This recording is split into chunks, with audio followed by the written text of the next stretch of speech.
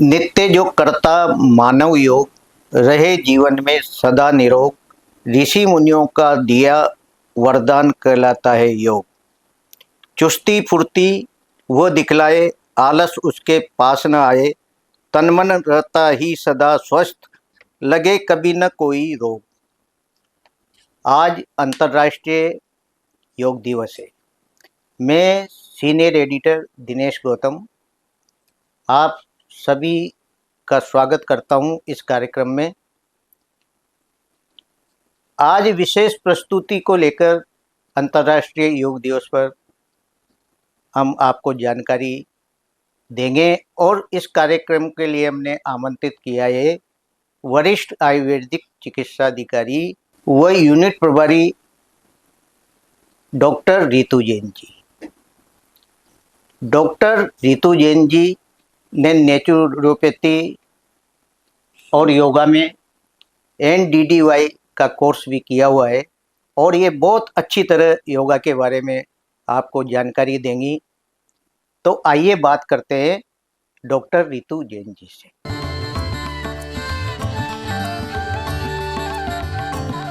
Doctor Ritu Jain ji, आपका हमारे studio में बहुत बहुत स्वागत है। आपका भी बहुत बहुत धन्यवाद।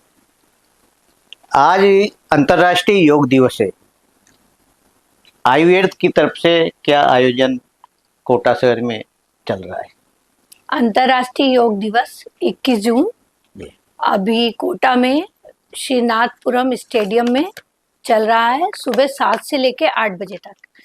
इसमें हमारी पूरी यूनिट और उसके सभी चिकित्सा अधिकारी, अध्यक्ष में हमने कलेक्टर साहब को बुलाया है और उन्हीं के इसमें ये चल रहा है। और इसमें सभी लोग, जनमानस सभी अपनी भागीदारी दे रहे हैं और सारे योग प्रशिक्षक द्वारा ये करवाया जा रहा है।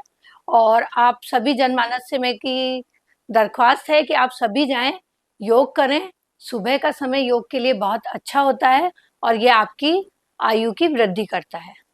जी डॉक्टर रितु जैन जी, अंतर्राष्ट्रीय योग दिवस के बारे में जानकारी दें हमारे दर्शकों को।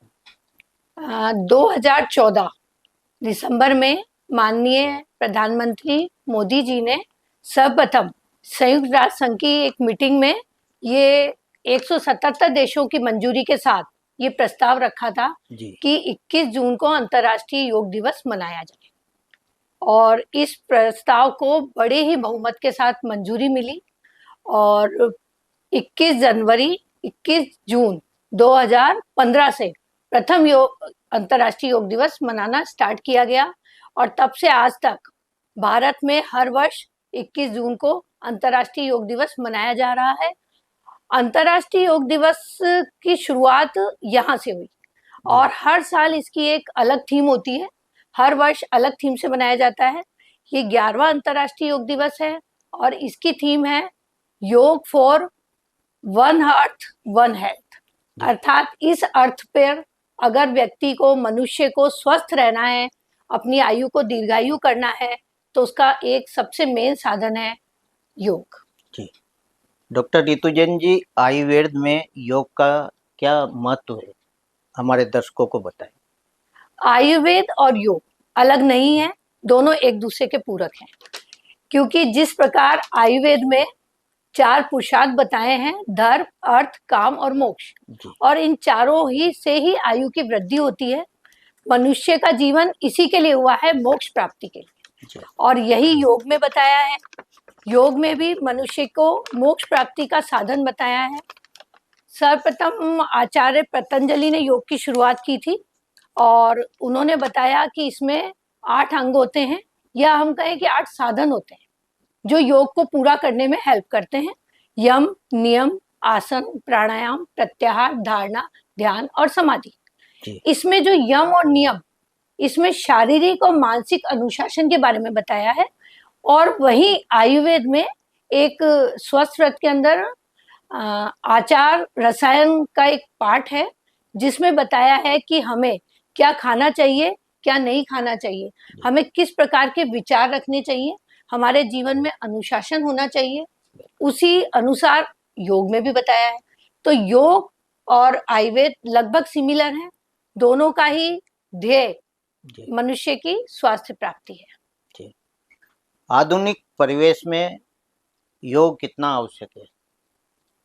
आजकल की जो दैनिक दिनचर्या है, जी बच्चों से लेके बड़ों तक सभी व्यस्त हैं। जी भागा दौड़ी की जिंदगी है, स्ट्रेसफुल लाइफ है, डिजिटल प्लेटफॉर्म पे बहुत ज्यादा स्ट्रेस है, नींद पूरी नहीं होती, सभी तनाव में है। उस समय अगर हम अपने शरीर के लिए आधा घंटा या 1 घंटा निकालें जी तो योग करें तो हमें अपने तनाव से मुक्ति मिलेगी, हमारे दिन की एक खुशनुमा शुरुआत होगी, सकारात्मक सकारात्मक सोच बढ़ती है, हमारी मांसपेशियां शिथिल होती है, मन, शरीर और आत्मा इन तीनों में संतुलन बनता है। जी इसलिए दैनिक दिनचर्या के व्यस्त जीवन में सभी मनुष्य को, हर उम्र के लोगों को अपने लिए समय निकालकर आधा घंटा योग व प्राणायाम को देना चाहिए। जी। वैसे देखा जाए तो किस समय योग करना चाहिए? योग का महत्वपूर्ण समय सुबह का रहता है, मॉर्निंग में ब्रह्म मुहूर्त 4:30 से 5:30। जी इस वक्त अगर आप उठकर योग करते हैं तो इस समय मन का सत्व गुण सबसे ज्यादा बल रहता है। अगर बल अधिक रहेगा मन का तो उस वक्त योग का साधना की जाए तो हमें अच्छा प्रभाव मिलता है शरीर पर। और सुबह योग करने के साथ साथ हमें योग में ढीले वस्त्र पहन के योग करना चाहिए, जी खाली पेट योग करना चाहिए, क्योंकि खाना खा के योग नहीं किया जाता, ना प्राणायाम ना कुछ। और कभी भी जोर से, अति साहस से, झटके से योग नहीं करना चाहिए। योग के समय सावधानियां रखनी चाहिए, पानी भरपूर मात्रा में पीना चाहिए और इन सब का ध्यान रखते हुए अगर योग किया जाए तो योग का भरपूर लाभ मिलता है। जी। डॉक्टर रितु जैन जी, योग के भेद कौन कौन से हैं? आचार्य पातंजलि के अनुसार जी योग के 8 अंग हैं, ये तो हमने बता ही दिया। हम्म, उसमें से 5 और 3, 5 बाह्य साधन है और 3 आंतरिक साधन है।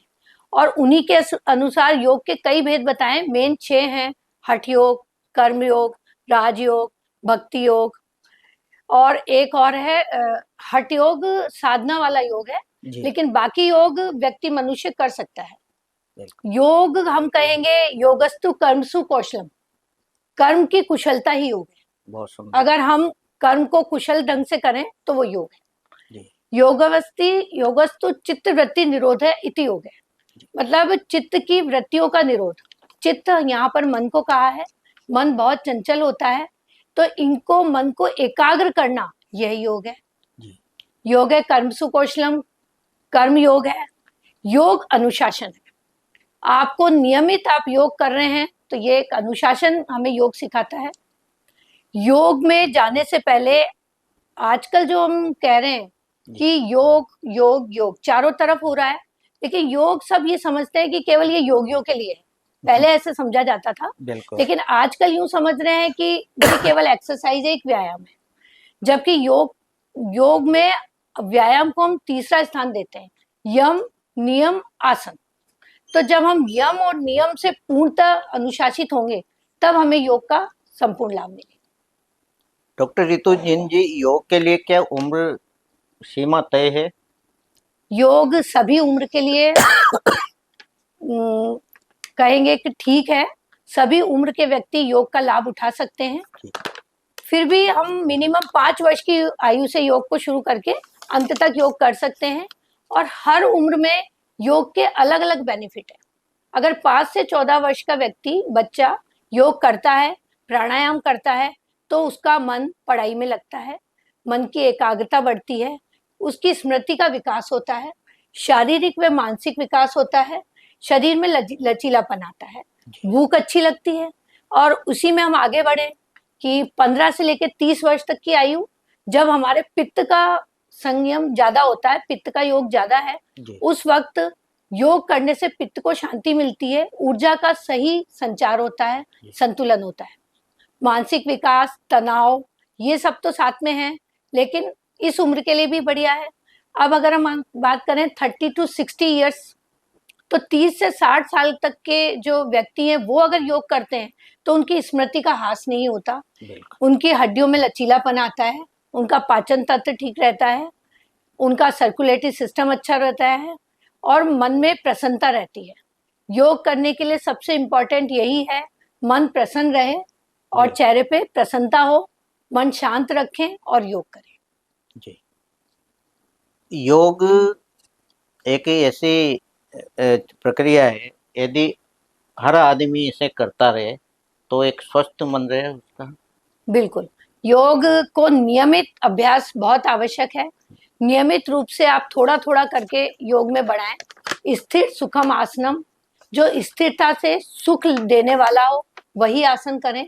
आसन को जल्दी ना करें, झटके से ना करें और हर उम्र के व्यक्ति के लिए और आने वाली बीमारियों की रोकथाम के लिए। जी। मतलब एक क्रोनिक डिजीज़ है, उसके लिए तो योग काम करता ही है, लेकिन अगर आने वाली कोई रोग है, उसकी रोकथाम के लिए भी हम योग का सहारा ले सकते हैं। जी।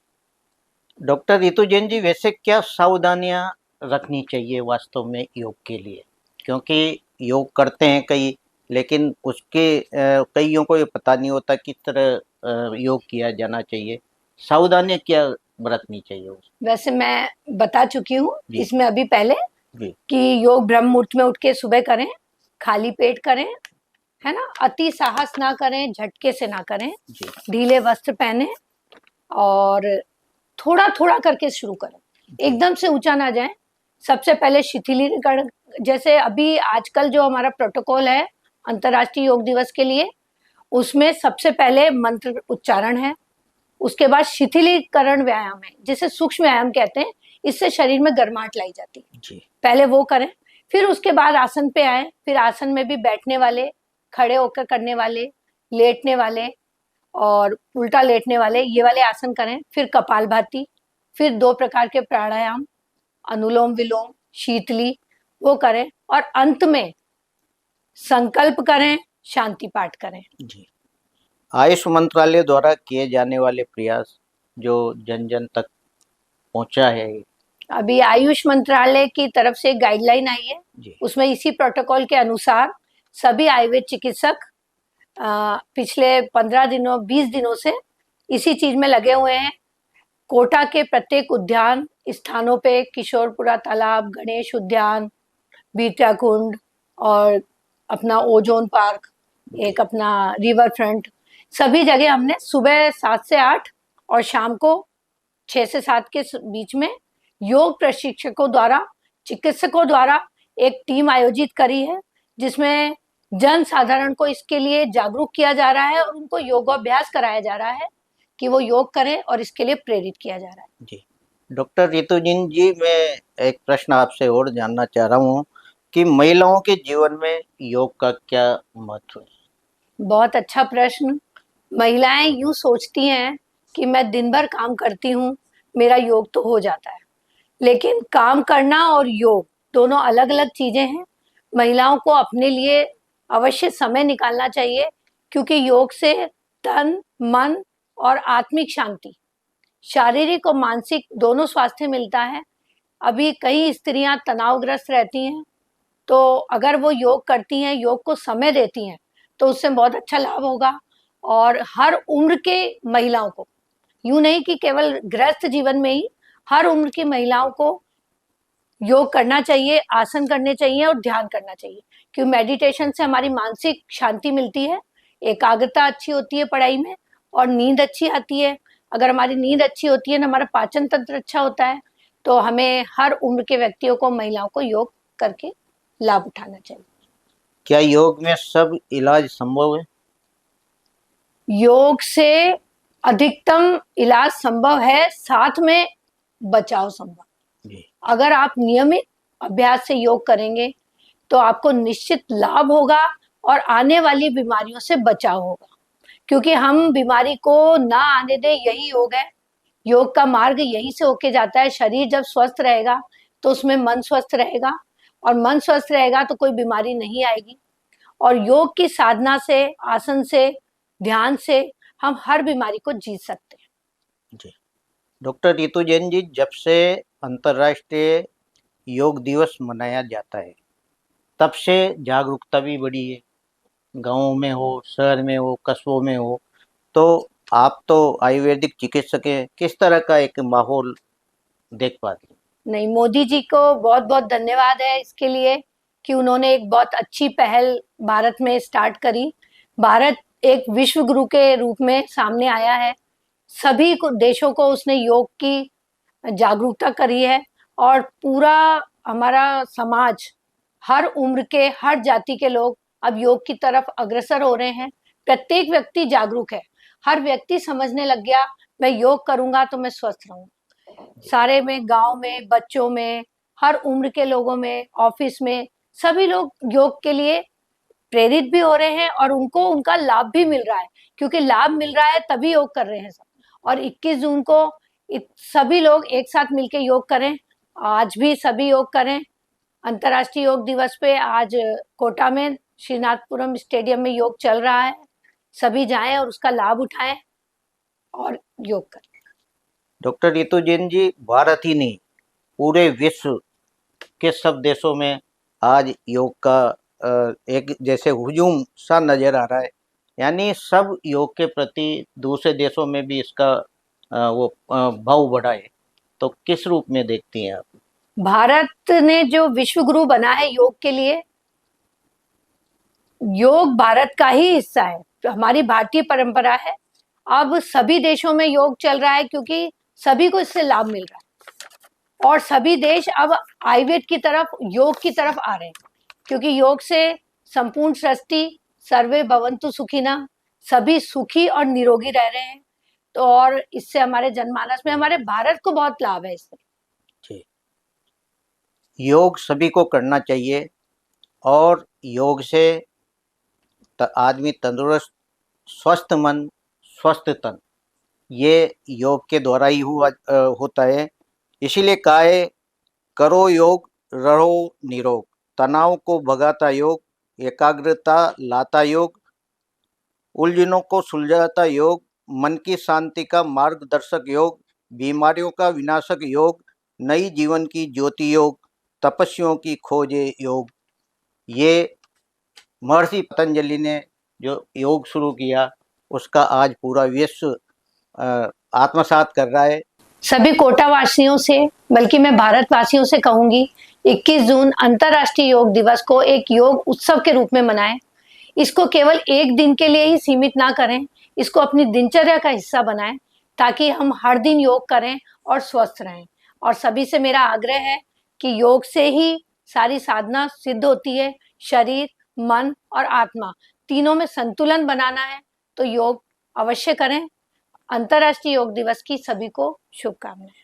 आज इसी कार्यक्रम की जानकारी देने के लिए हमारे स्टूडियो में पधारी है डॉक्टर रितु जैन। नमस्कार। नमस्कार।